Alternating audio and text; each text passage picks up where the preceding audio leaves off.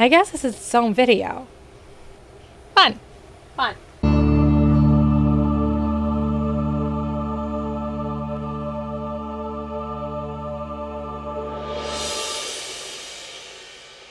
Hey guys, and welcome back to my channel. I'm Brady. If you haven't subscribed yet, you probably should, because I talk about geeky things, and today we're going to talk about Ghost Whisperer. It's a rant out of love, even though I don't really love the show anymore, but it was originally going to be a different kind of video. I actually already made an introduction, and it just ended up not working out, so we're doing it this way instead.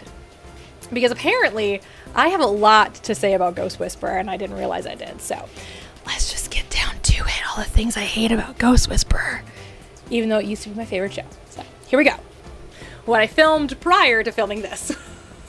So if you guys are unfamiliar with what Ghost Whisperer is, it is about a girl named Melinda who can see ghosts. She's a medium, and she goes around sending them back into the light, or sending them into the light to begin with, because they all have unfinished business here on Earth.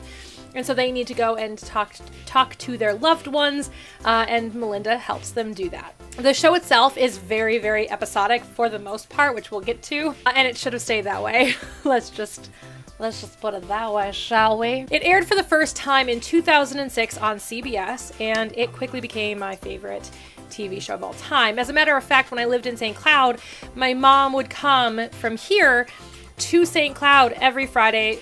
She would pick up Arby's on the way in. We would sit down, eat Arby's, and watch Ghost Whisperer because we both loved the show so very, very much. Until season 4. A lot happened in season 4, and this is going to come with massive spoilers. So if you are watching the show for the first time, please click off of this video, I guess, because this is not the video for, I mean, there's more that you probably, I don't know. There are spoilers, and I'm tired of putting spoiler tags up. Season 4. Let's start with season 3. So by the time season 3 came along, it was my favorite television show. My favorite character was Rick Payne, who was introduced in season 2. I was thrilled that he was considered a main character in season 3, where he was just recurring in season 2. And I just kind of fell in love with Jay Moore. By the end of season 3 of Ghost Whisperer, it was already announced that Jay Moore was moving on to a new show called Gary Unmarried, which was also on CBS. It was a sitcom, which of course fit his acting style a lot better because he's a comedian, but he was the kind of the comedic person in Ghost Whisperer, so I don't see how that helped at all. I was very disappointed, but also excited. It was a very strange, ambivalent kind of feeling that I had going on when it was announced that Gary Unmarried was a thing, because I was afraid that they were gonna write him off the show, which was absolutely terrifying to me because I couldn't handle it. And the creators had already made it very clear, with already a main character death, and the fact that they actually stated that none of the characters are safe, except for Melinda. Melinda was literally the only character that couldn't die. So, though she died too. Huh. I really liked that moment. That was a cool moment. Anyway, moving on. It came back to life. It's fine. I knew that there was a possibility they were going to kill off Rick Payne. They didn't, which I'm thrilled about, but they did kind of forget the character existed. Jay Moore did end up leaving the show and going off into the wild blue yonder to do archaeological study somewhere in a third world country, as stated at the end of the first episode of season 4, where he left forever, never to be seen or mentioned ever again over the next 2 seasons. I wasn't thrilled about it. Wasn't thrilled about it at all. And they replaced him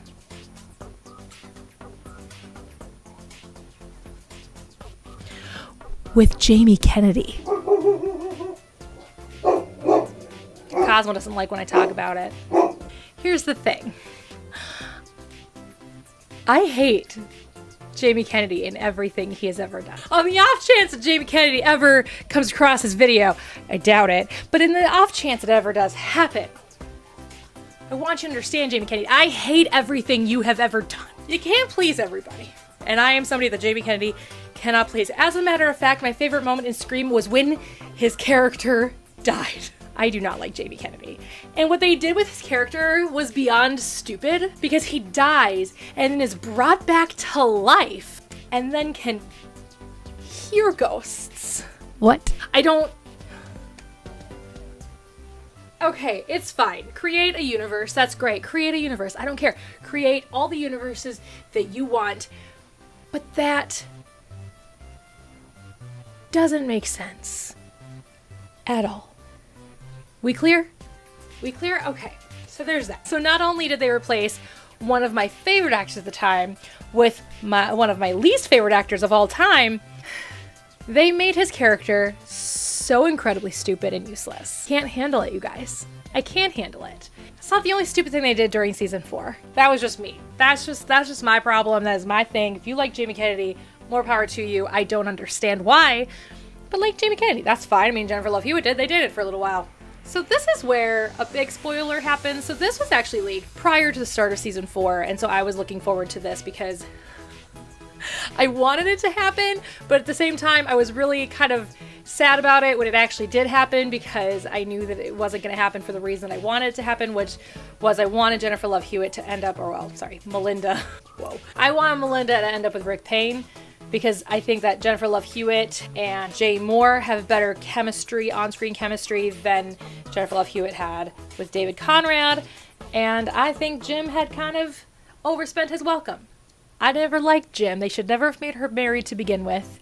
It was silly, and it shouldn't have happened because she belonged with Rick Payne. So they killed Jim off. I'm actually kind of thrilled about it because they did a really great job with it. He accidentally gets shot, he goes into surgery, his surgery is successful, but what ends up killing him at the end is an embolism, which I believe is medically accurate. I don't know, I'm not a doctor. There's a reason I didn't go to medical school because I am not smart enough.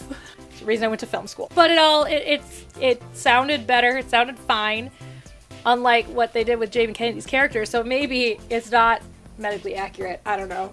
I couldn't tell you. But I loved what they did with the emotions. I think Jennifer Love Hewitt did a great job at being just absolutely broken after Jim died. And she couldn't see ghosts for a little while, then she could because she finally let her guard down again a little bit, and she was able to see Jim again, which made her so very happy.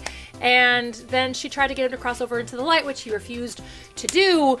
And then he comes across an accident where somebody dies in the accident, and while he is sitting on the gurney and the people are like, he dead, guys, Jim decides to jump into this man's body. What? As silly as this sounds, they actually covered this particular storyline before in season 3 and hoped that we have all forgotten about it.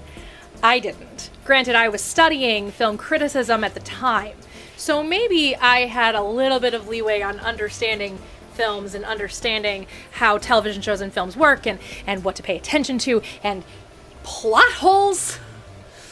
Plot holes. So they did this in season 3, and the body began to deteriorate because the incorrect spirit was in there, and the body was in fact dead. So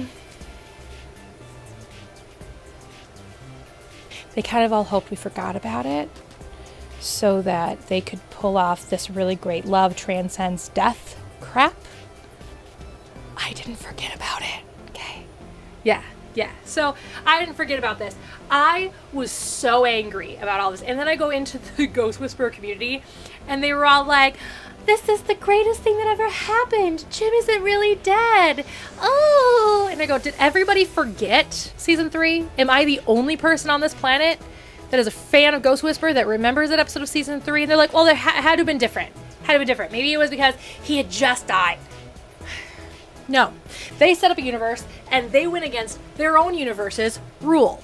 I cannot stand when shows do this. It makes me so very angry. So now, not only do I have to face Jamie Kennedy instead of have Jay Moore into the show, I also have to deal with Jim as a ghost jumping in to an already dead body when they have already made it clear that that doesn't happen.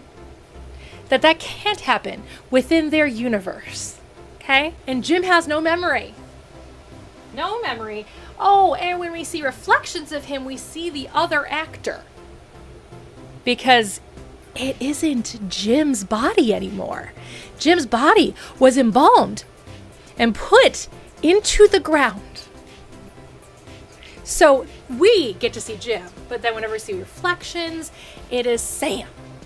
And he decides to go by Sam and all this crap. I stopped watching during season 4 because I just couldn't handle it.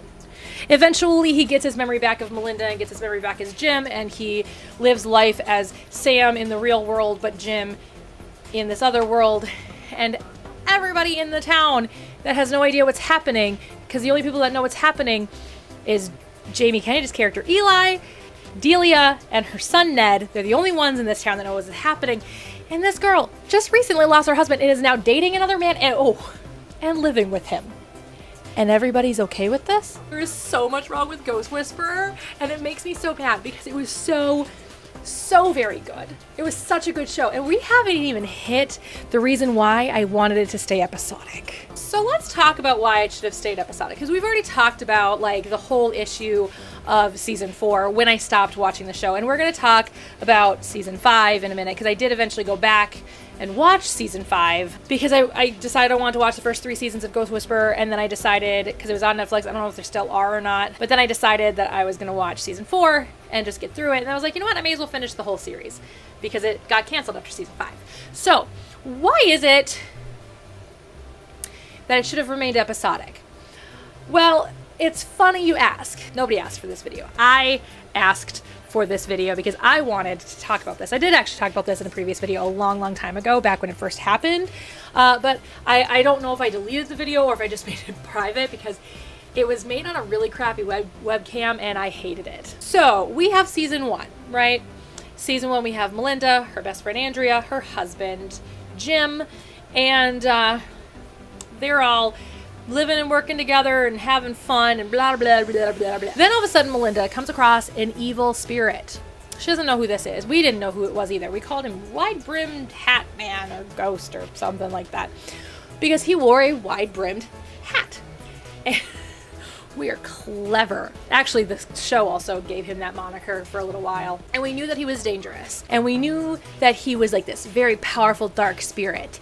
And we knew that he was gonna be like the villain. This is the villain of the show. So I would have been thrilled with it being episodic and just having each episode be contained. You meet a ghost, you have the ghost problem, you cross the ghost over. Like, I would have been perfectly fine. That's how most of the episodes are. However, there are some overarching storylines. So this overarching storyline was that his name is Romano. I will give that away because we find that out during season 2. His name is Romano. So you have Romano, who is this evil spirit. Turns out that he's like this guy who convinced a lot of people to commit suicide because he was the leader of this cult. And now he's trying to get ghosts to not cross over, which gives him more power, which he has done a ton of. So he's very, very powerful. So season 1 ends with Andrea dying. Sorry, spoiler. Andrea dies, which I already said a main character died, and I have not mentioned Andrea in the season 4 spot. So we have Andrea dead, and that is his next victim.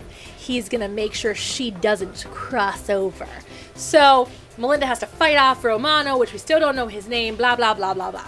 Fast forward, Andrea crosses over and Melinda learns more about Romano through meeting Rick and learning all this stuff because he's an occult professor, so they're able to like figure out all of these things. Side note, I got super interested in the idea of studying the occult, and at one point I was considering going and getting a master's degree in the occult and found out there was no occult programs near me.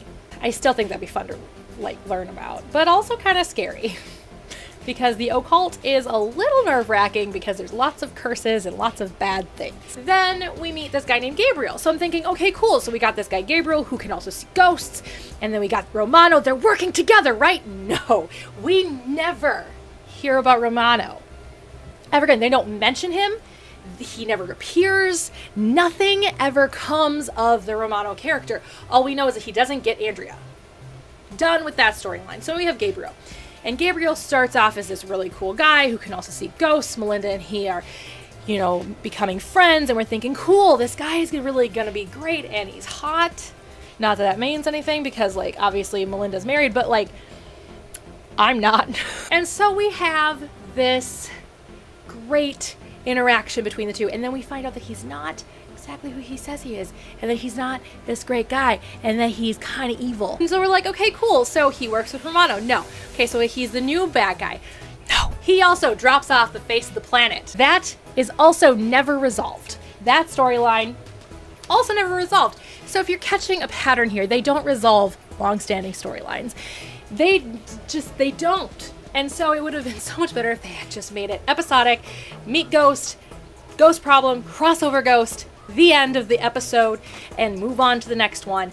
But no, they decided they wanted to throw in some kind of save the world storyline, but they could never resolve the villain. Gabriel never was resolved. He just lost and moved on. So season 5. Season 5, we don't get Rick Payne back. He's never mentioned again. We still have Jamie Kennedy, who can hear ghosts and not see them. We have Jim, who is Sam, who is just in Sam's body, but is Sam in the public and Jim with everybody else, right? Okay, Melinda has a kid. She ends up pregnant. So what do? They decide to jump forward in time because who needs a baby on the set? Now, I'm not opposed to not having a baby on the set, and to make things even more complicated is she got pregnant by Jim. Not by Sam, by Jim. So this is Jim's kid. So it just makes things a little weird and complicated, and he can also see ghosts. Okay. But he's special. This boy is special because we needed a special person. Because why? I don't know. And there was this weird thing about the shinies that was never resolved. Shocker. Though I think they meant it to be kind of continuing into season 6. But knowing their history and pattern, probably not. They're probably like, oh, we're bored of that. We're going to move on to the next thing. So that's why I stopped watching Ghost Whisperer. Let me know in the comments below if you guys ever saw Ghost Whisperer, if you guys liked it, if you guys liked season 4 and 5, if you guys were one of the people who were thrilled that Jim just jumped into a dead body and lived the rest of his life as Sam. Anyway, let me know in the comments below, and I will see you guys all next time. Bye.